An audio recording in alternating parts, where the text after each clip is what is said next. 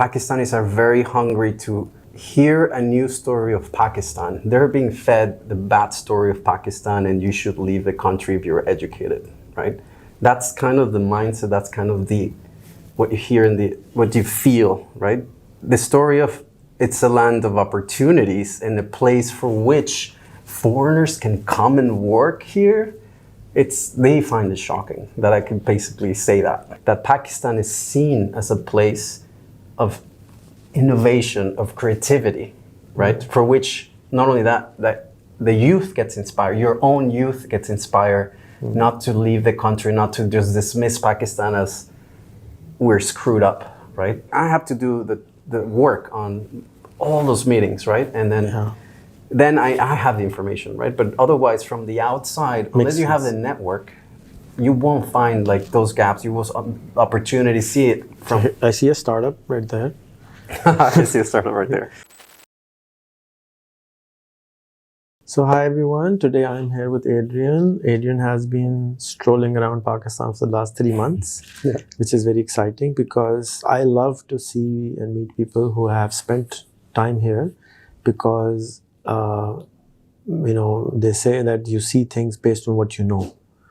So since you have been a world traveler, you have done this, been there, done that, you see Pakistan in a very different lens. You have a glass on, which majority of the country people cannot see. You see the opportunities locals cannot see.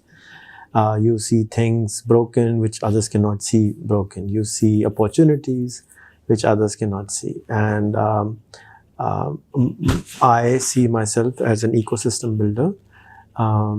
I want to understand how we can take advantage of the ecosystem of the planet, because a lot of ecosystems is sitting idle on the planet. There's tons and tons of cities in the world which are not being used. The infrastructure is dying just because there is no human being. And over here, there's too many human beings.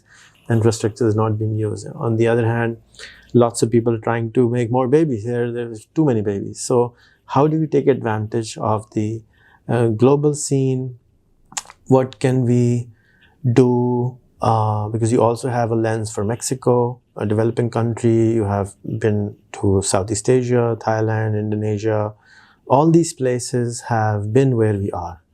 And you as a connector, as you introduce yourself as a connector, I want to hear from you what you saw in Pakistan as an opportunity, let's do a simple SWOT analysis. What do you see as a threat? What do you see as opportunity? What do you see as other things? So thank you for being here. No. Thanks for having me. So I came to Pakistan on a blank slate. Before coming here, I knew just 3 people, right? So I really came with a sole purpose to explore the ecosystem, the culture, the country, and what kind of big problems was Pakistan having, right? So that was my initial mindset before coming here. And my plan was to be here 2 or 3 weeks, 4 maximum. Yeah, and I've been over 3 months now, right?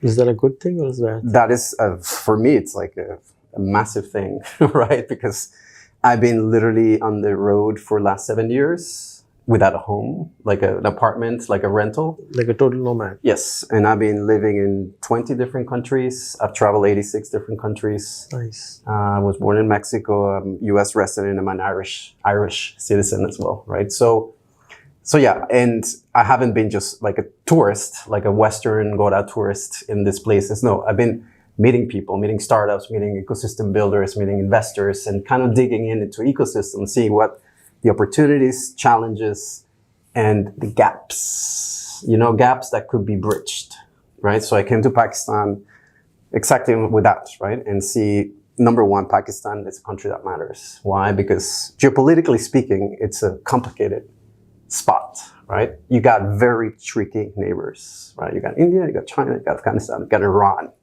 So that makes the whole interesting and complicated at the same time, right? So that's first. Second, 250 million people, 65% of population under 35 years of age, right? So demographics are perfect, right, as well. So I knew that from the starting point in terms of location, but I didn't know exactly like how was it going to be here, like from the people who I'll be meeting, like in terms of the receptiveness of me being a foreigner here and trying to dig into the ecosystem and trying to make connections happen. That was my big question mark. How Right? would people perceive you? Yeah, because maybe they think, oh, this is a foreigner, Western guy coming here and like trying to, I don't know, just like put in whatever image on Pakistan. But honestly, for me, it's like, for us Western people, you know, all we hear about Pakistan is just TPP, right? And Taliban, and because that's what the media. Did you get to meet them? Not yet. Not yet. Would you like me to hook you up? Well, I'll think about it, about that. How about a Zoom call? They can't blow you up. Yeah, exactly. So, you know, that's what we hear. So ultimately I came here and then I started having because I've been working in tech and developing ecosystems, right? And then how can tech enable and solve the biggest problems that emerging markets are having? Because I think tech. I want to pause you for a second before we get into deeper. Yeah. How do I get 1,000 more people to do what you did? Because before you even entered, you knew nothing about it. You knew nobody about it. And it's not Thailand, just people don't show up. It's not Istanbul, people don't just show up. How do we get more people to just show up? Because if you show up, a lot of people will see opportunity because they have been to other places. How do I get 1,000 more people, Adrians, to follow your footsteps? I think I need to. I mean, I want to like understand the philosophy and reverse it. Why Pakistan is so much more? Yes, it's just, I tell you, this is the formula. Basically, it's us as Western people, we talk to our friends and we ask them, so where did you go? How was that? How was the experience? No friends from my network have been here. So curiosity.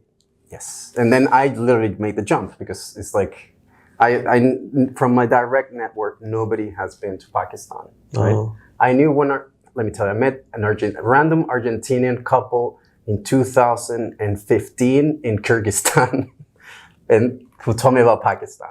But Who planted the seed? Huh? Are those the ones who planted the seed of coming here? They mentioned, dude, Pakistan has incredible mountains, and Pakistanis are so nice, crazy nice. So that stayed stuck. since 2015. That's right? what they said to you. Yeah. So, but that's it. Apart from that, just really not much content coming from my network about what's going on in Pakistan. So to answer your question, yes, you need those connectors to get more traction to basically tell a different story about Pakistan.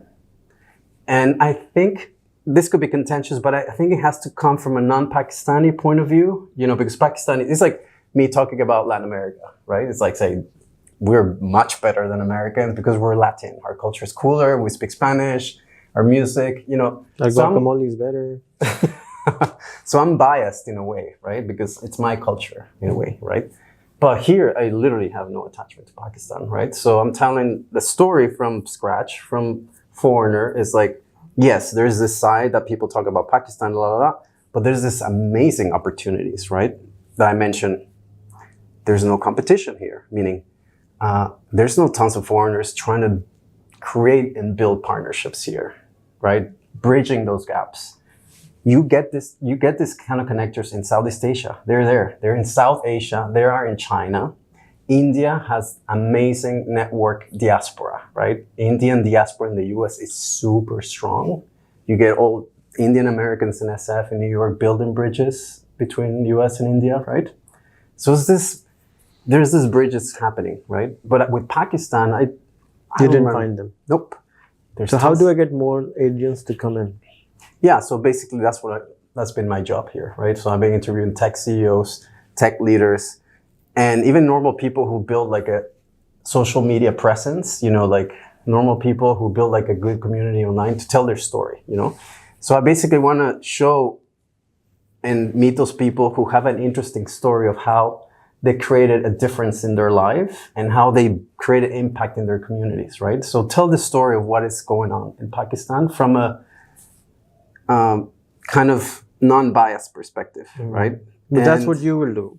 Yes. What should I do and others do to bring more, I mean, to have this accident of curiosity happen so that more Adrians just buy the ticket and just come over? Yeah, so Any also ideas? success stories, right? Success stories. So we hear about, entrepreneurs in Thailand and Indonesia and Vietnam, and, you hear in China and so on and so forth of this company grew to X, this company grew to Y. So we hear, there's, this interesting, innovative people working on something in this country, right? Promise in Pakistan, no, right? So more storytellers. More storytellers. Now we have ChatGPT. Let's type more stories. More stories about what people are creating, building, Also, I think I feel Pakistanis are very confused people, I feel you're not Middle Eastern, but you're not Hindu, right? So, and you're not Afghan either, and you're not Central Asian, right? You're your own thing. Your own thing. So in terms of telling the culture, what's the Pakistani culture, it's a complicated answer, right? Even for me, it was like, Even for Pakistanis. yeah, what's Pakistan like? I'm very confused as well. It's like, because it's a blend of so many countries different within. influences, right? Yeah. So for us as foreigner, it's also tricky to understand what's going on there in Pakistan. What's the cultural thing we need to discover, In India, it's very easy. Yoga, meditation, sadhu, Gandhi, right? Okay, Pakistan, you got Jinnah, you got... No, we have chicken tikka. chicken tikka. Yeah, that's our culture. Nihari, biryani, that's Pakistan. Yeah, but you got the mountains, you got this blend of cultures, right? And that creates Pakistan, right? So to give you a story, I was in a bus in Hunza, and I met this guy, comes in with a shalwar kameez with blonde and blue eyes. I'm like, what, are you German? Are you French? No, I'm from Swat, Chitral, sorry. He was Chitralese. And he was speaking Chitralese. I was like, wow, he's like a totally white dude, and he's Pakistani. So that goes to show that Pakistan is not one ethnicity, it's not one culture, it's really a blend. So that also, it's complicated for Pakistanis to tell the story of what's Pakistani culture, So that's another problem, right? So it's an opportunity, but it hasn't been. Pakistan has a PR problem. Storytelling is problem big time. Yeah, right? Even we didn't even cash TTP. We don't even, as I was saying, if we have Osama, we didn't cash it. We're not even the villain. We're not even getting paid for being the villain in the story of the world. Exactly. So we just don't tell good stories. That's a problem. I think India and even Bangladesh has somewhat told a not bad story, And Bangladesh is smaller, geopolitically speaking, less of an interesting place, right? But they have one language. It's easier for them. Exactly. I don't know.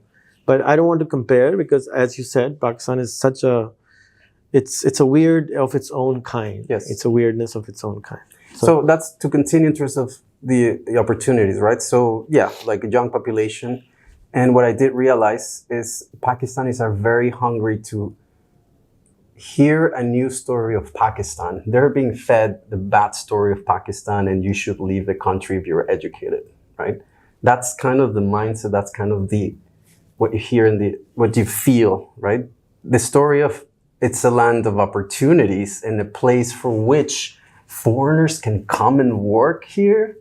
They find it shocking that I can basically say that. Yeah. I tell this all the time, but I have been begging the government. Even last night, I made a post. I made videos. Please introduce nomad visas. Please introduce long-term visas for foreigners.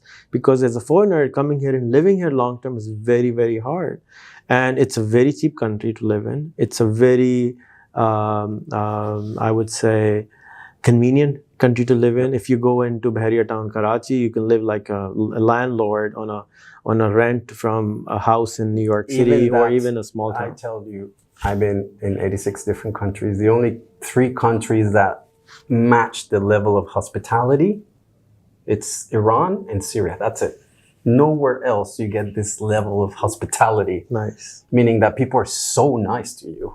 Like, I think they're hungry for being nice because nobody comes to them. So they're just like, oh, here's the Gora. Let's catch him. Let's feed him. Let's feed him. Let's feed him. Yeah. So that's my point. That's why for me, obviously, it's this tipping point as in the tech revolution needs to happen here, like the massive tech revolution needs to happen. And who are those key actors who enable it? Or it might not happen. It's going to happen. We're not going to let it go away. Okay, so this is the discussion we're having. This tech revolution has not happened in Pakistan, and it should happen, right? And who are those key enablers to make it happen, right? So this is why when I'm here, I'm sort of, I'll introduce you to all of them. Don't worry about it. I'm impressed by how on such a tipping point Pakistan is at the moment, right? Which the demographics and all the things we talked about of this tech revolution, meaning that Pakistan is seen as a place of innovation, of creativity, right? For which not only that the youth gets inspired, your own youth gets inspired not to leave the country, not to just dismiss Pakistan as we're screwed up, right? But no, it's like... It has to come from you, same that you were telling. Because when we tell it, they don't believe it. They say like, no, you're just being a father or an older brother. And, Yep. But when it comes from you, that you, dude, I'm here because I see opportunity. I'm here because I think this is the land of opportunity because everything is broken. You can fix anything and make $1 billion out of it. Yes. That's where the opportunity is. That's why the guy who runs SadaPay, sold his business in the US and moved here. Yes. So many people, but they keep hiding the story. That's the challenge. I mean, I'm so happy that you actually came to the platform and you're talking about it, and thank you for that. And that's why I was stopping you and saying, how do I get 1,000 more people to just come in, just hang out, just feel the presence, just eat the food, just meet the people. And we will make you fall in love with parts of us, and we will make you hate us for part of the other parts. But the opportunity is phenomenal. And if you have the network, for example, hopefully, hopefully in a month's time, I will get you a few thousand more followers on here, which means that these people are hungry to actually know you, hungry to actually work with you, hungry to actually do something with you. And we need more people who want the more connectors of the world. Please connect me to them who you think I should be connected to. I would be happy to bring them here, introduce them to people, and everything is now, the bandwidth is so highly available, we can do it online. I mean, you don't have, if you're scared, as I said, conversation is so important. Even if it's TTP, I don't mind. I will get you the connection. Let's make them into startups, right? Yes. So whatever your goal is, there are multiple ways to achieve it. So it doesn't have to be bombs and everything. There's so many other ways to do it also, right? So let's make a startup to whatever you want to achieve. So anything else you want to cover? What are the opportunities if you want to identify 4 things? What are the opportunities you see for foreigners to come into Pakistan and take advantage of or help grow and create businesses of? Yeah, so I think one opportunity is mapping the ecosystem, like what's happening here in terms of verticals, startups, opportunities, challenges, like more information about what's going on here, because it's pretty... You can't find, there's too much noise. Yes. Foggy. Exactly. You need to meet quite a lot. You need to do a lot of the work I've been doing to kind of get a sense of what's happening in Pakistan. Makes sense. Just Googling. You can't find information. You can't find anything, right? So that would be the main challenge, to know what's happening. We can't even find information. Yeah. So it's like I have to do the work on all those meetings, right? And then I have the information, right? But otherwise, from the outside, unless you have the network, you won't find like those gaps. You will opportunity see it from. I see a startup right there. I see a startup right there. Right. Yeah. So that would be one: information mapping, verticals, gaps, pain points. Let's do a startup on that. I'll get you 4 more founders and just do it. Perfect.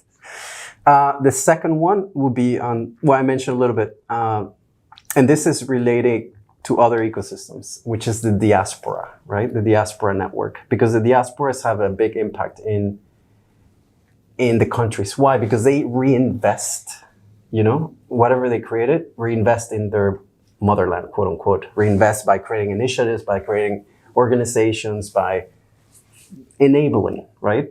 And I think the Pakistani diaspora is not re-engaging well with Pakistan, right? It keeps busy sending money to us, but it's not engaging with us. Yes, exactly. So I feel we as foreigners, we need to kind of even push the diaspora to, dude, there's great opportunities here to re-engage with Pakistan, right? Or if not, if other foreigners you take advantage. You take advantage. No problem. We'll go for it, right? You be the British East India Company, no problem.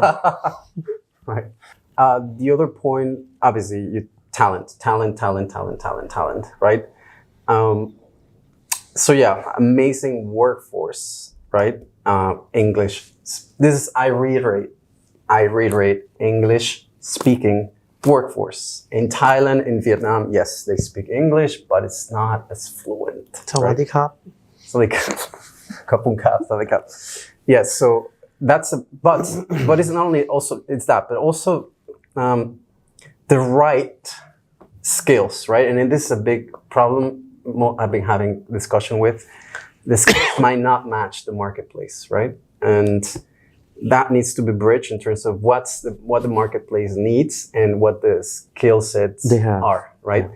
So one thing that foreigners need to consider is like, yeah, you can get a lot of people, amazing raw skills, English speaking, but there has to be some development work to bridge those skills, up to par, This is Senegal.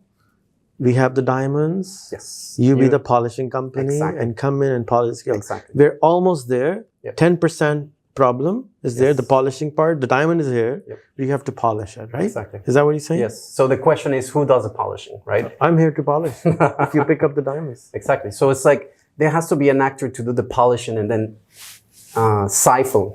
Yeah. We need the bridges are missing. Yes. We have the factories to polish, but we don't have the.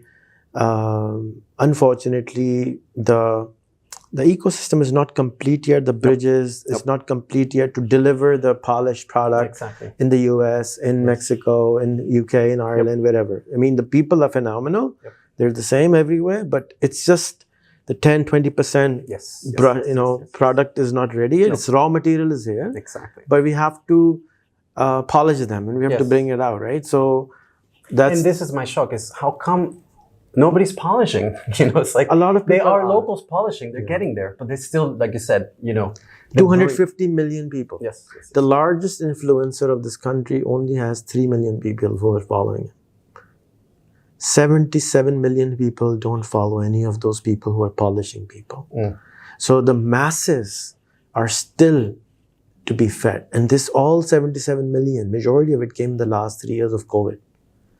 And because of COVID, Pakistan's population went from 20 million smartphones to 150 million smartphones.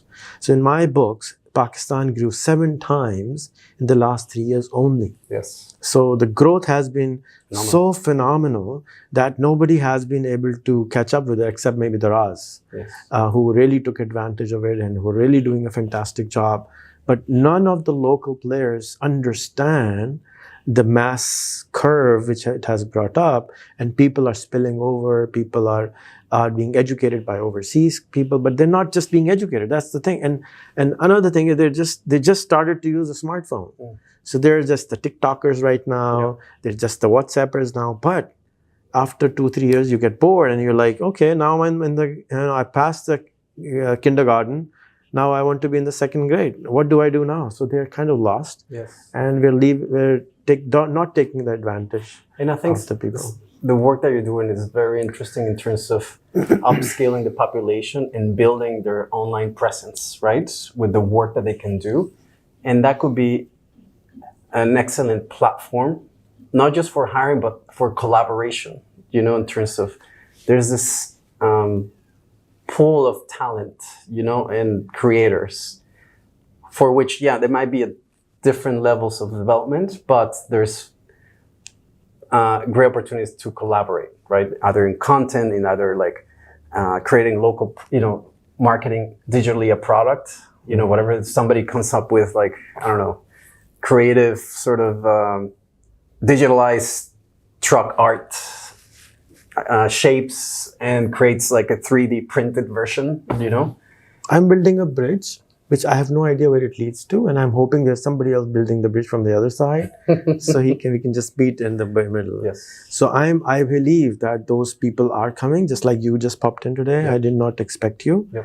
and I think there are others who are going to come, and that's the population I'm building on. I'm trying to get them, because I understand they're in the nursery school.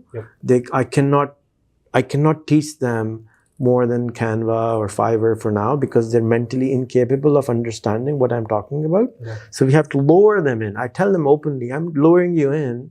I'm kind of tricking you into trying to teach you to make $500, but I'm actually grooming you to becoming an international citizen. Yes. So that you can take advantage of the opportunities out there, because you don't even see, even if you see it, it's like German to you. You don't understand what's going on. Yep. And what we are trying to do in our institutions are trying to make them into a more global citizens. If you see the pictures of the people, if you see the selfies, I'm trying to break their shell. They're hiding inside their egg or in the cocoons. I'm trying to get them, hey, come on, you're a butterfly. Come on, you have to get out and come out of the cocoon so you can actually fly. And this whole thing is a open sourced, kernel for a Linus made, so that people can actually take the code and then make it into the Red Hat version of it or whatever version of it they want to make it. So this is all like an open source space, so that we have cameras which you can see online. Everything is open. So you can come in and spy on us and steal everything which you can. All the ideas are for free, so that please replicate everything. And they don't give us credit, of course. Nobody gives Linus. Nobody even knows what who Linus is. And we just steal. We just, as human beings, we're like, no, I came up with this. Okay, fine, you came up with this. So just do it. But this is what I'm creating. I'm allowing them to see everything, be the stupid monkey man dancing around, and giving them a process to copy, scale, and then take it to the next level. So that's what, if you will probably go to the school and you will see here, we're trying to, as I said, we're trying to create the basic kernel of the operating system, which will hopefully accelerate the whole country in a way where we can be the person we should be. Like the school, we have the fundamental is that as a student of 7th grade, if you don't make $250 a month, we flunk you. We don't send you to 8th grade. And we don't charge you any fees. You have to make that money. It's not an option. It's like going to maths and failing. If you don't know how to make money online, you fail. You have to go over that again. I mean, that's a totally different thing. 50% of the country is out of school. So if I'm successful in doing that, everybody will copy the model, because now all of a sudden they can ask 10 times more money in fees, so that this kid can actually come to school, actually learn regular schooling and freelancing and whatnot. So that's kind of what we're working on. So item number 3. Item number 3 would be... So first is a directory, a catalog of everything, so that you can come in. Second is to have more talent. The talent should be polished. Yes, definitely. Number 3, I guess, would be on the... Well, I talked about the diaspora, right? But I think I will focus also on... Okay, let's talk about infrastructure a little bit. So when I first arrived here in Karachi, that was my first point. I logged in. So I was coming from Georgia, the country. And before that, I was in Turkey, everywhere, every country in the Balkans, right? And I logged in and I was like, wow, the Wi-Fi is so fast. I was shocked. Yes. I was like, wow, the baseline is covered, fast connection. Looks like Pakistan, it's the most hidden gem ever, right? I never imagined that I was going to experience that level of fast Wi-Fi. Because for me, I upload tons of videos, and for me, fast Wi-Fi is key, right?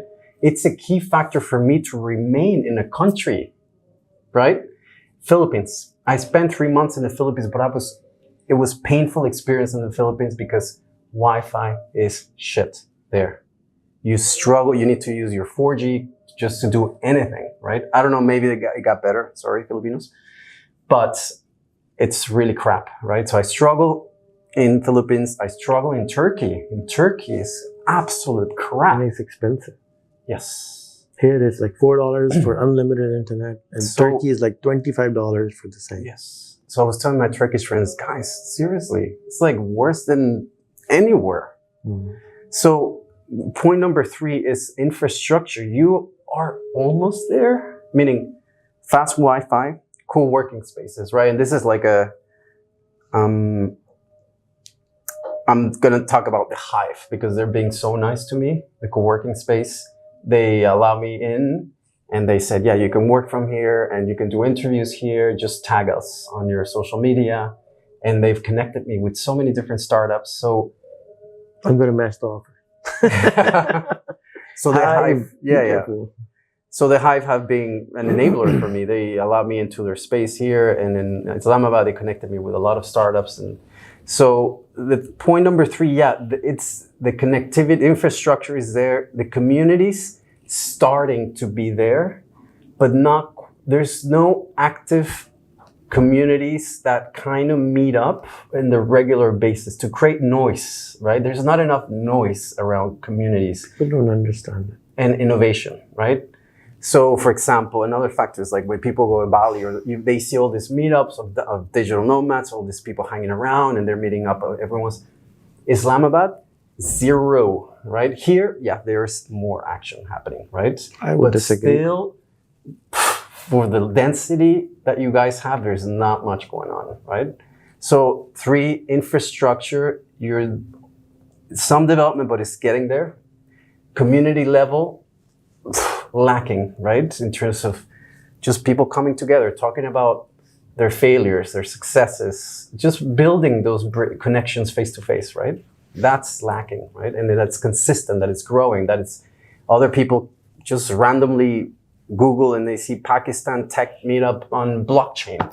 Just by accident found that link, browsing somewhere else, oh, this event looks interesting. And then they dig in more and they realize, Pakistan has an active community with co-working spaces, fast Wi-Fi, and there's all this, so it's just building a story, right? A digital sort of breadcrumbs about ecosystems, right? So that would be number 3. And number 4, that's a tough one because I think I mentioned most, but so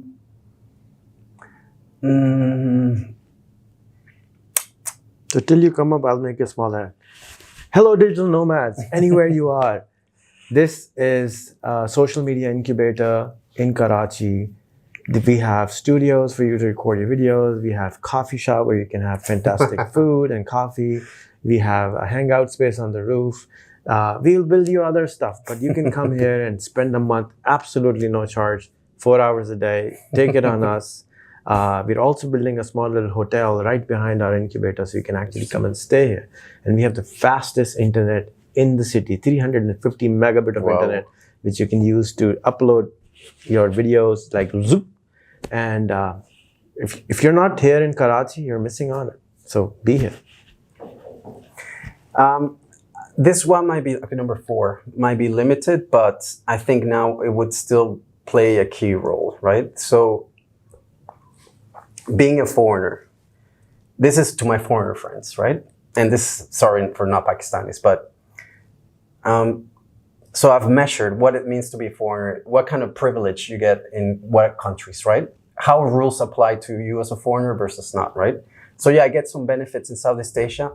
Thailand, so because so many are there. So many farang, they call farang there, right? So Vietnam there's many more getting there, so it's becoming more normal, right? Here there's none. Yeah, exactly, right? So you're like a king. Hello, but sire. In Pakistan, there's diplomats in Islamabad. I met 3 foreigners in Hunza. That's it. That's really it. There's nobody. And you're privileged, right? It's crazy. It's crazy. So for foreigner friends coming here, you're the highest level possible right now in the world. Yeah. And you can literally, how do you leverage it? You can leverage for everything. Yeah. You can literally go out in the streets and say, I have no money. Can you help me? And you'll survive in Pakistan. Right? That's true. You can get, if you pitch yourself even just properly, you can meet anyone here. You know, if you're doing some interesting thing and if you pitch yourself, President would open the door. Yeah, open the door, right? Locals will open the door because they're so hungry on, oh, you came to Pakistan, right? Yeah. You're interested in our culture, no? So, मेरा नाम Adrian है, मैं America से हूँ, पाकिस्तानी लोग बहुत मेहरबान है.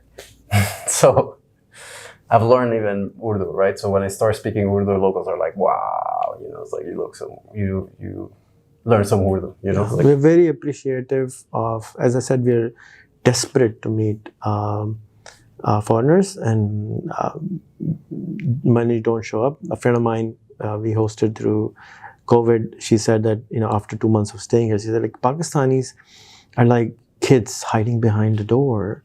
If they see a foreigner, they're like this.